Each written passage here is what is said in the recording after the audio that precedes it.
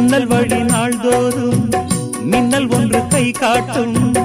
அம்மம்மா என்னைத்தான் ஆசைகளில் நீராட்டும். எனக்கும் உனக்கும் இருக்கும் நெருக்கம் இளமை தொடங்கி முதுமை வரைக்கும். இரவும் பகலும் உறவை வளர்க்கும், இடையில் இருக்கும் தடையை தகர்க்கும்.